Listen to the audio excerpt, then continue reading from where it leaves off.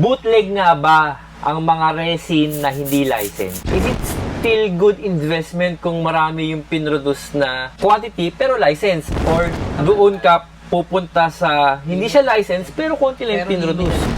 Bakit ba tawag nyo HQ kayo? Eh, bootleg din naman yan.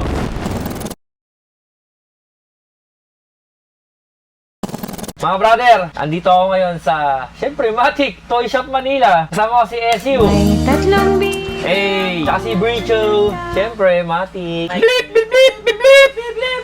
Pag-uusapan namin ngayon na bootleg nga ba ang mga resin na hindi licensed. Disclaimer lang, opinion natin to. Di ba? Kumbaga, hindi kami professional. Hindi kami eksperto dyan. Oo. Sa pagkakaalam nyo, kailan ba nagsimula yung hype ng resin sa Pilipinas? Alam ko nung naging hype yung resin is during pandemic yan eh. Pandemic. So, parang first wave? Mga 2021. So, medyo late na ng pandemic. Hindi, mga actually mga 2022. Ay, 2020 pala, sorry, 2020. Kaya sa pagkakaalala ko, yung mga resin na nirelease ng mga around 2020 o mga mas maaga pa, rare na yun. Rare na. Halos wala nang may... Actually, basta 2020 pababa. Rare na yung ano nun eh. Saan ba, kumbaga, mostly ng mga resin, saang bansa nang gagaling? Kung kayo, alam niyo ba kung saan mismong bansa o ano man? Saan? Mostly sa China, tapos merong mga mga license, especially galing sa Europe pagka mga license. Pag Yupa, okay. Yun ang hindi ko alam. Kasi Alam ko, alam familiar ko sila sa Chume na na resin. Yan, talaga sa Europe ang Europe ang Chumi. Kasi Paris, all this actually. time, akala ko China lang lahat eh. Hindi, Parang ganun. yung talaga nung studio niyang Chume, nasa Paris yan. Ewan ko lang hindi ako sure pero alam ko Paris yan eh. Bakit mas mahal ang license compare sa mga resin na hindi licensed? Though yung quality naman, kung pag-usapang quality, Kung mass produce yun talagang Marami. walwal talaga kung mass produce. Actually, maabot ng 1,000 pa nga eh. 1,000 pieces compare sa mga hindi licensed. 3 digits. Oh, Digits. parang pinakamarami na, 500 yata. 500, O yun ay pinakamarami. Sinasabi mo na SEO, na usually, ang release ng license is, minsan umabot ng 1,000. Napapansin ko rin kasi yan, na last time, minsan nag-unbox ako ng mga resin na malilit na headbus ng Marvel. 3,000 pieces, mga Bome. Ito. Bowen Studio, di ba si Bowen?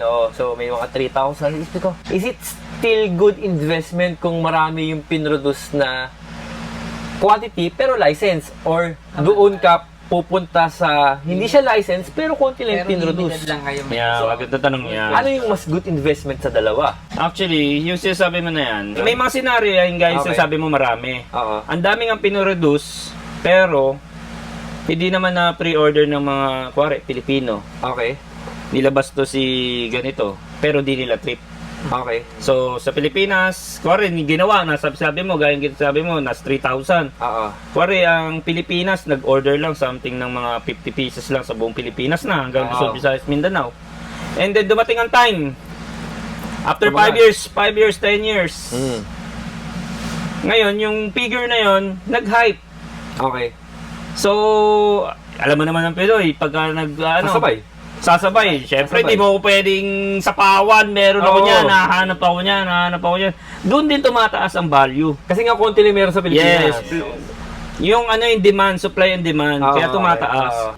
So personally, Alex, kung tatanungin kita, kunyari, hindi ka pwedeng sabihin mo kung gusto mo parehas ha. Gusto ko malaman yung side mo na. Anong pipiliin mo for investment at collection? License na maraming quantity or unlicensed na konti lang pinroduce? Sa akin, depende sa budget. Sabi natin may pera ka na. Eh, may pera ako, edi license tayo. Dahil? Yung license kasi, actually, yung magawa niya, quality din talaga. Kulay na ginamit do sa resin, yung talagang pagka-detail Kasi niya. license nga, dapat masunod talaga yung tamang kulay mismo. Maraming studio na license, hindi lang naman yung gaya na sinasabi ko na Chume. Kasi Chume, mas parang sikat siya eh. Meron din naman tayo tinatawag na mga Tri-Eagle, mga ano. Ano ba ang definition ng license na resin or parang tama ba? Ano yung definition ng license na resin? Para lang aware sila sa pinag-uusapan natin. Sa resin, kaya tinawag na license 'yon kasi kinilala sila na yung creator. Okay. Gaya ni ito si One Piece, si Zoro. Kinilala siya ni Oda Oo. na ikaw ang exclusive na gagawa ng figure ko mga ganyan-ganyan na license. Mga brother, na-discuss na natin kasama sila ESU at si Brisho ng Toy Shop Manila yung konting history ng resin and yung details sa pinagkaiba ng license at unlicensed. Ngayon, ang tanong, bootleg ba? Yun ang kasi yun eh. Bootleg ba ang mga resin na hindi license? Bootleg ba ang hindi license na resin? Resin. Yes or no question? No. No. Big no tayo dyan. Sige, Alam so, niya na yan. Okay. Alam niya yan, sa mga nakakalam, sa mga tropa natin dyan. Alam bakit?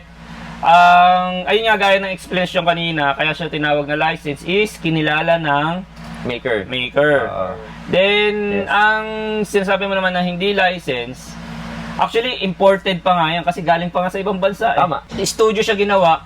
Ano ba ang nangyayari sa studio? Anong ginagawa sa studio? Di ba art yun? Lumalabas Yes, siya oo. na art. Yung sarili mong interpretation Yes. dun sa figure or sa anime or sa kung Yes. isang movie. Ganun. Pwede naman sabihin na ginawa sa warehouse. Yes. Ginawa sa pero Studio. studio ginawa yan. Kasi inaano talaga yan, binubusisi, kinakamay yun ng mano-mano, lalo na yung art mga... siya eh. Kumbaga parang Oo. painting siya, art toy siya parang. Alam ko din kaya sinasabi nila na minsan may mapapansin kayo na kunyari isang figure ng anime na wala namang nirelease na ganyang episode na ganyang itsura ni Zoro Oo. Kasi nga, hindi siya license pero ganun yung pagkaka-interpret ng Imagination yung katulad na lang, i-check out nyo na lang anong studio yung mga Dragon Ball na nakasamurai. LK. LK Studio. Tama ba? LK ba? Hindi naman ba Oo. sa anime yun, di ba? Wala namang episode sa Dragon Ball na nakapang samurai si Goku at si Vegeta. Pero, Meron figure. hindi, ano siya, unique, kakaiba siya, pero at the same time, hindi siya bootleg. Hindi Diba? rin siya lumabas sa anime. Hindi, May na-mention ka rin kanina about yung sa recast. Yung recast. Pinagkaiba naman ng recast. Yun, sa recast naman, example natin si Zoro.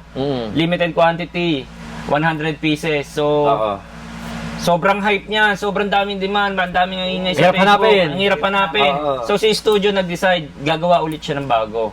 Reissue. Hindi, parang reissue, pero wala nang numbered. Hindi na siya pasok. Okay. So, sometimes bibili ka ng resin. Kuwari ito si Zoro, nabili mo, may plate. pero same na same ng quality. Same na same, pero nag-iiba na sa kulay. Hindi ko masabi kung ginawa na nilang low quality, pero Bootleg ang ba dami siya? ko na rin na, hindi siya bootleg kasi same studio gumawa eh. Okay. Pero yung kulay niya, medyo iniba. hindi ba siya makaka-apekto sa presyo ng unang release? Hindi naman siya makaka-apekto kasi may pinangahawakan ka na plate. Okay, kumbaga ito titulo mo eh. Ito yung pika na proof mo na... titulo mo. Pero mas mura yung recast. Yes, mas mura. Technically, yes. Compare sa pre-order price, mas mura pa rin ang recast? Alam ko, pag recast, same price. Eh. Okay. Pero kaya nagmumura ang recast, gawa ng... Dito sa atin kasi, di ko nila lahat Oo, yan. Kasi yung mindset natin, mindset ko na lang, maski ako mindset ko kasi, recast, di ako mapakali. Gawa tayo sarili natin.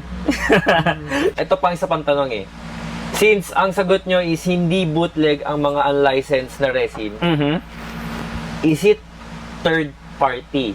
Pero bago nyo sagutin yon, ano ba yung meaning ng third party? Gawain mo yun, di ba? Uy! sorry. Dati yung Sorry. Tapos ngayon medyo konti na lang. Grabe naman Third to. party? Third party resin. Ayun lang, sa madaling salita, gusto maghanap buhay ng mga tao eh. Medyo lumayo tayo ng konti. Pamilyar kayo sa Play Arts Sky na linya, di ba? Ng Final Fantasy. Okay? Merong lumabas na Cloud with... Sephiroth? Hindi. Motorbike. Si Cloud. Yung may kasamang motor. Oo. Na Play Arts Sky na... Anong scale yun? Malaki siya. Alam ko yun, nakita ko. Anong motor yun?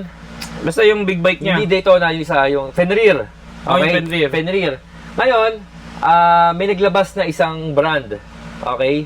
Aside from Play Art. Hindi siya reissue. Hindi siya reissue whatsoever. Mas maganda siya ron sa Play Arts Sky. Pero, hindi siya license. Hindi siya license. Ang declaration nila is third party. Pero mas maganda siya, brother ha. Mas quality mas wise. detail. Mas maganda siya. Mas mahal din siya, ha? Mas mahal din siya. So, parang compare dun sa license na Play Arts Sky, mas mahal yung third party. So ano nga ba yung third party? Ngayon, brother, sige sabihin natin hindi bootleg yung mga resin na lumalabas na lalo na pag galing ibang bansa at may studio. Pero meron ba talaga or ano yung bootleg na resin? Meron ba? Sa totoo lang, hindi bootleg na resin ang term doon. Okay. As in, ang literal na doon, ang tinatawag nila doon is HQKO ang tawag Ayun nila na naman doon. tayo sa HQKO na yan eh. HQKO, pero sobrang dali naman ma-distinguish yan kung anong pinagkaiba. Unang-una, Yeah, packaging. Okay, yes. Ang distinguish KO, wala siyang packaging na kamukha ng sa resin na art box kung tawagin. So yung mga HQKO, resin ba? Hindi siya resin. PVC. PVC. Then, mostly ang packaging niya parang ganito. Oo. Makikita nyo, imagine nyo, ito si Robin, kung nakikita nyo, kung nakikita si Robin, may art box yan, maganda yung art box niyan pagka yung talagang resin. Oo, talaga. Resin Artbox talaga pa lang, yung, ay, oo naman. pagbukas mo pa lang, amoy na, something like that. Pero pagka yung HQKO, makikita nyo kagad, packaging niya ganito. Bakit ba tawag nyo HQKO? Eh, bootleg din naman yan. Oh. Anong say mo doon? Anong say nyo doon? Marketing. So, Kasi, dito naman sa Toy Shop Manila, syempre, di ba? walang Authentic bootleg na dito. presyong KO, pero authentic yung ano. Tama, Authentic mga yung brother. ano mo. Kaya bumisita kayo Authentic dito. yung figure mo. Pero ako sa totoo lang, kumbaga pinag-uusapan namin to dahil gusto namin din i-clear out lahat at gusto namin i-share yung nalalaman namin. Pero mga brother, whatever it is, bootleg, license, unlicensed, HQKO, ang pinag-uusapan kasi dito is yung happiness pa rin natin mga collector. Happiness. Basta maganda, kung saan tayo masaya at kung saan abot ng budget natin, yun yung bibili natin yung collection para maging stress-free tayo. Kaya ka nga nagpo-collect Oo. para mag-enjoy kayo. Diba? Yun yung sense ng paglalaroan. Shoutout sa supporters ng Toy Shop Manila. Ayun, oy, shoutout sa inyo dyan kay Boss Noy, yan. Yan, Hey, ano Jonathan. Visit nyo na kami dito sa Toy Shop Manila, mga brother. So, kung naghahanap kayo ng mga resin, authentic hot toys, PVC, alam nyo yan. I-waste nyo lang 173E, Dangsora Avenue, Quezon City, or just simply type Toy Shop Manila. Shoutout kay Boss Noy, kung nasan ka man, dyan ka lang. You relax, I relax. Pag may tanong kayo, i-comment nyo na sa video section. Kapag meron kayong medyo hindi magandang comment, message nyo yung Toy Shop Manila. Wag ako. Hoy, mga magagaling dyan ha. So, ayun lang. Mahal na mahal namin kayo. Champion! Saan naman champion? Champion! Sheesh!